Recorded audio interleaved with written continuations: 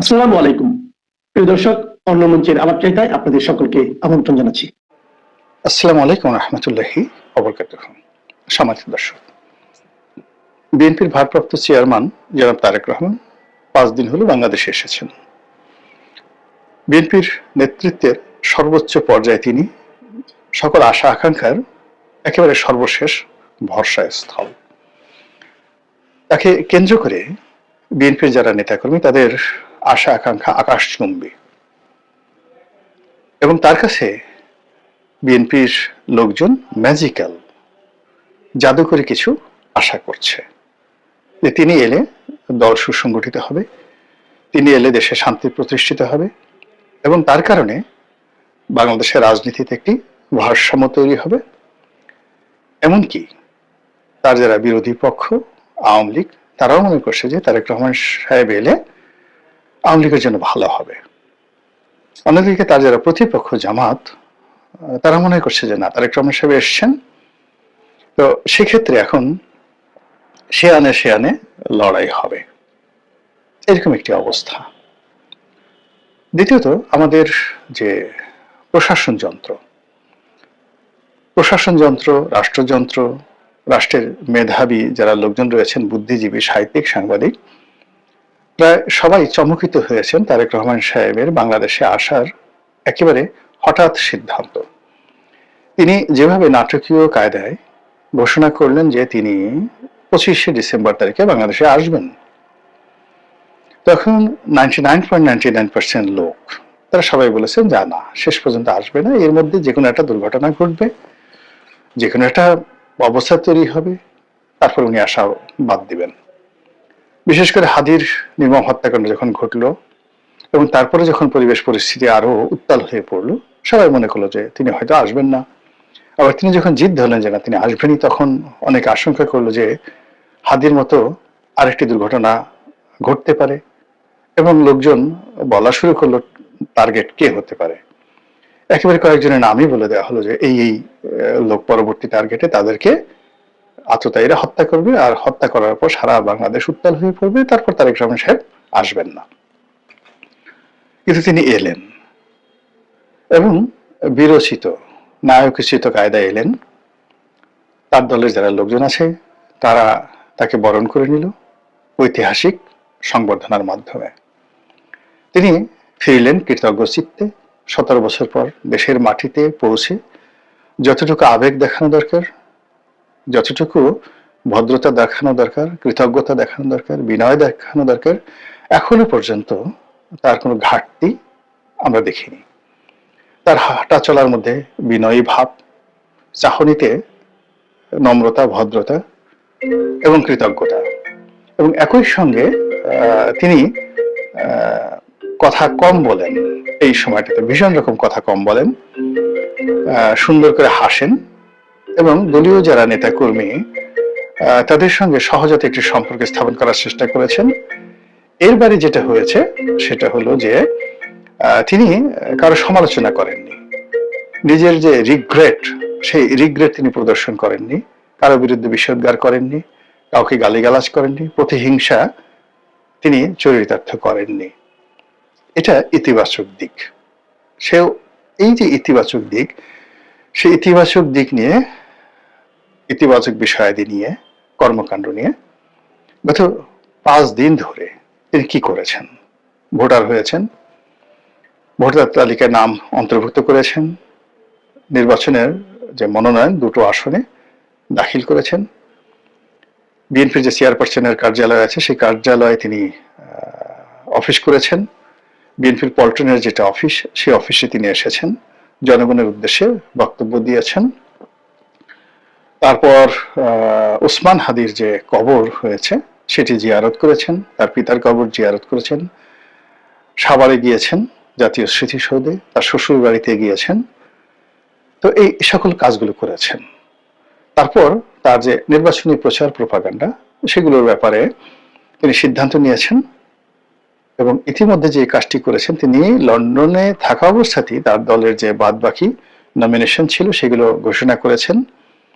দলের যে সকল লোকজন যাদের সঙ্গে তারা জোট করবেন, এই সিদ্ধান্ত তিনি দেশের মাটিতে পা রাখার আগেই দিয়ে দিয়েছেন। যেমন আন্দালিব রহমান পার্থ, নুরুল হক নুরু, জুনায়েদ সাকি, তারপর ববি হাজ্জাজ, এদেরকে অন্তর্ভুক্ত করা, এদের সঙ্গে ঐক্যজোট করা, রাশেদকে, নুরুল হক নুরুর যে সেক্রেটারি, তাকে দলে ঢুকানো, ইত্যাদি নানা রকম, রেদওয়ান আহমেদ এলডিপির সাধারণ সম্পাদক, তাকে বিএনপিতে যাকে বলা যোগদান কারণ এই কাজগুলো যেগুলো স্পর্শকাতর, বিতর্ক হতে পারে, তার বর্তমানে এই জিনিসগুলো হলে হয়তো অনেকে বিতর্ক করতো, কিন্তু এই কাজগুলো তিনি বাংলাদেশে পা রাখার আগেই এই কাজগুলো করে ফেলেছেন। তো কাজেই এখন পর্যন্ত আপনি যদি দেখেন যে তার প্রায় সব কর্মকাণ্ডই যুক্তিযুক্ত, সায়েন্টিফিক এবং যাকে বলা হয় নিয়মতান্ত্রিক, নিয়মের মধ্যে থেকে তিনি এই কাজগুলো করেছেন।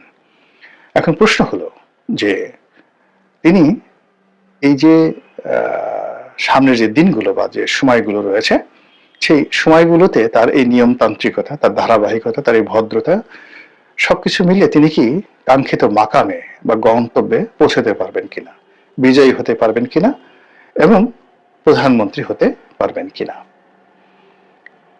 এখানে একটা কথা বলতে হয়, আপনি যদি বিএনপির অতীত ইতিহাস দেখেন তাহলে বিএনপিকে বলতে হবে সৌভাগ্যের বরপুত্র। তারা যে কয়বার ক্ষমতায় এসেছে, নিয়তি তাদেরকে ক্ষমতা এনে দিয়েছে, এবং সেই ক্ষমতাগুলো যে কয়বারই আসছে তারা কখনো কল্পনা করেনি তারা ক্ষমতায় আসবে, আউট অফ দেয়ার ইমাজিনেশন। কিন্তু যে কয়বারই আবার তারা চিন্তা করেছে তাদের ক্ষমতা আসা উচিত, তারা ক্ষমতায় আসবে, বা তারা চেষ্টা করেছে, প্রায় সব ক্ষেত্রে তারা নিয়তির হাতে পরাজিত হয়েছে। যেমন ধরুন ৭৫-এর 15ই আগস্টের পর যে ঘটনাপুঞ্জি, পুরো নভেম্বরের 7 তারিখ পর্যন্ত জিয়াউর রহমান সাহেব স্বপ্নেও কল্পনা করেননি he is going to be the president of the Bangladesh, people's republic of Bangladesh. কিন্তু নিয়তি, সৌভাগ্য তাকে এমন ভাবে করে দিয়েছে যে পুরো বাংলাদেশের মানুষ যেটা কল্পনা করতে পারেনি তিনি সেটা হয়ে গেছেন। আবার তার শহীদ হওয়া, মৃত্যু হওয়া, এটাও মানুষ কল্পনা করতে পারেনি, কিন্তু সেই ঘটনাগুলো ঘটে গেছে। পরবর্তীতে যখন শহীদ প্রেসিডেন্ট জিয়াউর রহমান মারা গেলেন, জাস্টিস সত্তার ক্ষমতায় এলেন। বিএনপি যেটা কল্পনা করতে পারেনি যে জাস্টিস সত্তার যেভাবে ক্ষমতায় এসছেন, সেই ক্ষমতা থেকে তাকে বিচ্যুত করে একটি সামরিক শাসন জারি করা হবে এবং সেনাবাহিনীর পক্ষ থেকে বিএনপির উপর যে স্টিম রোলার চালানো হবে, বেগম জিয়ার প্রতি যে স্টিম রোলার চালানো হবে, এটা আউট অফ দেয়ার ইমাজিনেশন। তাহলে দেখুন, তারা যেটা কল্পনা করেনি সেটি তাদের জীবনে ঘটেছে, আর তারা যেটা আশা করেনি সেটাই আল্লাহ রাব্বুল আলামিন তাদের জীবনে দিয়েছে। 91 সনে তারা আশা করেনি ক্ষমতায় আসবে, কিন্তু 96 সনে তাদের ক্ষমতায় না আসার কোনো কারণ ছিল না। এর কারণ হলো 91 থেকে 96 এই সময়কালীনে তারা অসাধারণ সুন্দর একটি সরকার ব্যবস্থা চালু করেছিল। ইট ওয়াজ এ ফ্যান্টাস্টিক গভর্নমেন্ট 91 থেকে 96 বেগম জিয়ার নেতৃত্বে। তো সেক্ষেত্রে ভোট এর পর তারা আবার নির্বাচিত হবে, এটাই স্বাভাবিক, কিন্তু সেখানে আওয়ামী লীগ চলে এলো। আবার আওয়ামী লীগ কিন্তু 96 থেকে 2001 পর্যন্ত অসাধারণ ভালো কাজ করেছিল। 91 থেকে 96 বেগম জিয়া যে কাজ করেছিলেন তার সাথে অনেক অনেক ভালো কাজ করেছিলেন শেখ হাসিনা। ফলে কি হলো, 2001 সনের নির্বাচনে শেখ হাসিনার পরাজয় হবে এটা বিএনপি কল্পনাই করতে পারেনি। কিন্তু পর্দার আড়ালে কিছু খেলাধুলা, বিভিন্ন আন্তর্জাতিক চক্র, দেশি বিদেশি আমলাতন্ত্র, এই যে পলিসি, এই পলিসিগুলো বিএনপির অজান্তেই এমনভাবে হয়েছে যে সৌভাগ্য বিএনপির পায়ের কাছে এসে ধরা দিয়েছে। 2001 সনের নির্বাচনে বিএনপি ক্ষমতায় এলো। কিন্তু 2001 থেকে 2006 পর্যন্ত তারা ক্ষমতা চালানোর পরে তারা কিন্তু প্রাণান্ত চেষ্টা করেছিল, মেটিকুলাস ডিজাইন করেছিল, তারা 15 ফেব্রুয়ারি নির্বাচন করেছিল, বিভিন্ন সময়টাতে তারা যে চেষ্টা চরিত করেছে ক্ষমতা আসার জন্য, এবং তারা যেভাবে ক্ষমতা আসার বাগান সাজিয়েছিল 100% সব ক্ষেত্রে তারা পরাজিত হয়েছে, অপমানিত হয়েছে, লাঞ্ছিত হয়েছে, দুর্ভোগ এবং দুর্দশার কবলে পড়েছে। এই হলো ইতিহাস। তাহলে আমরা যদি একটা ক্যালকুলেশনে আসি, আপনি দেখবেন যে নিয়তি এমন একটা ব্যাপার, আপনার জীবনে সেই ঘটনাই বারবার ঘটবে। এর থেকে আপনাকে শিক্ষা নিতে হবে যে আপনার জীবনে কখনই ঘটেনি, সেটা ভবিষ্যতেও ঘটবে না। তো বিএনপির যে রাজনৈতিক ভবিষ্যৎ, সেটা হলো তাদের জন্য একটা অপরচুনিটি তৈরি হয়, এই অপরচুনিটি, এবং সেই অপরচুনিটি তাদের জন্য তৈরি হয়েছে, এটা বিএনপির লোকজন বুঝতে পারে না, কিন্তু ক্ষমতা তারা পেয়ে গেছে যেই কয়বারই। আবার বিএনপি যেই কয়বারই খুব কনফিডেন্স লেভেল হাইতে ছিল, বিএনপির কনফিডেন্স লেভেল, তারা নিশ্চিত ছিল ক্ষমতায় আসবে, কলা কৌশল করেছিল, চেষ্টার তদবির করেছিল, একটি বারও তারা ক্ষমতায় আসতে পারেনি। বোঝার চেষ্টা করেন। তো সেই দিক থেকে যে বর্তমান যে সময়টি, এই সময়টি বিএনপির যে ইতিহাস, সেই ইতিহাসের উল্টো। অর্থাৎ এখন সারা বাংলাদেশ ডিক্লেয়ার হয়ে গেছে বিএনপি ক্ষমতায় আসছে। এটা বিএনপির সাথে মানায় না। বিএনপি যেটা হয় কেউ কল্পনা করতে পারবে না বিএনপি চলে আসবে। তো বিএনপি যখন ডিক্লেয়ার করা হচ্ছে যে কোনোভাবে এটা নির্বাচন হলে বিএনপি ক্ষমতায় আসবে, এটা বিএনপির অতীত ইতিহাসের সঙ্গে মিলে না। 2 নম্বর হলো যে বিএনপি ক্ষমতায় আসলে তারেক রহমান সাহেব প্রধানমন্ত্রী হবেন। এই যে দুটো পোর্ট্রেট তৈরি হয়ে গেছে জনগণের মধ্যে, এই পোর্ট্রেটের সঙ্গে বিএনপির যে ইতিহাস মিলে না, এবং সেই ইতিহাসকে অতিক্রম করাটাই তারেক রহমান সাহেবের চ্যালেঞ্জ, এবং that will be the magic of Tarique Rahman. অর্থাৎ এইবার যদি বিএনপি বিজয়ী হয়, তারেক রহমান সাহেব প্রধানমন্ত্রী হয়, that will be the magic of Tarique Rahman sahib. এখন তিনি কি সেই ম্যাজিক দেখাতে পারবেন? এই যে গত 5 দিন তিনি আসলে যে কাজকর্মগুলো করেছেন, সেই কাজকর্মগুলোর মধ্যে ম্যাজিক্যাল কিছু ছিল কিনা, সেটা আপনাকে আমাকে আশ্চর্য করে দিয়েছে। আমরা আশা করিনি তার কাছ থেকে, কিন্তু তিনি সেই কাজগুলো করেছেন খুব দৃষ্টি নন্দন এবং সারপ্রাইজিং, ভীষণ রকম সারপ্রাইজিং, আউট অফ ইমাজিনেশন। রাজনীতির প্রতিপক্ষের জন্য, রাজনৈতিক দলের জন্য প্রত্যেকটা ব্যাপার, এনি ডিসিশন, এটা আপনারা চিন্তা করুন। আমি এই বিষয়গুলোতে ইন ডিটেলস বলবো না, আমি শুধুমাত্র যে এটা বিএনপি যে রাজনীতি, সেই রাজনীতির ধারাবাহিকতা বলার চেষ্টা করছি। এরপরে যে ঘটনাটা হলো তা হলো বিএনপির যারা প্রতিপক্ষ এই মুহূর্তে আছে, তারা সবাই ঘরের শত্রু বিভীষণ। আওয়ামী লীগ বিএনপির অভ্যন্তরীণ কিছু জানে না, কিন্তু জামাত যেহেতু দীর্ঘদিন বিএনপির সাথে চলাফেরা করছে, একসাথে দল করেছে, ফলে বিএনপি কি করতে পারে সব জামাতের মুখস্থ। বিএনপির যত ইতিবাচক জিনিস আছে তাও মুখস্থ, বিএনপির যত নেতিবাচক দিক আছে, এমনকি তাদের পার্সোনাল লাইফ, তাদের সহায় সম্পত্তি, বিএনপির কোন লোকটির কতটুকু বুদ্ধি আছে, প্রজ্ঞা আছে, মেধা আছে, এটা জামাতের লোকজনের রীতিমতো মুখস্থ। কাজেই এই যে ঘরের শত্রু বিভীষণ, তারা এখন বিগড়ে গেছে, এবং বিএনপিকে পরাজিত করে কৌশলে তাদেরই বন্ধু, তাদেরই একসময়, যেটা তারেক রহমান সাহেব জামাতকে বলতেন যে আমরা একই মায়ের পেটের জড়োয়া ভাই, একই মাতৃগর্ভে জন্মে নেওয়া 2 জন সন্তান, ভাই, আপন ভাই। তো সেক্ষেত্রে মানে সেই জামাত বিএনপির দুর্বলতা জানে, তারেক রহমান সাহেবের দুর্বলতা জানেন। এই কয়দিন আগে তো লন্ডনে গিয়ে তারেক রহমান সাহেবের বাসায় বেগম জিয়ার সঙ্গে দেখা করে আসছেন, নিঃসন্দেহে তারেক রহমান সাহেবের সঙ্গে দেখা করে আসছেন জামাতের আমির। তো কাজেই প্রতিপক্ষ অন্য যে কোনো সময় চাইতে এই মুহূর্তে বিএনপির জন্য ঝুঁকিপূর্ণ। এই কারণ হলো বিএনপির সকল দুর্বলতা, সক্ষমতা প্রতিপক্ষ জানে।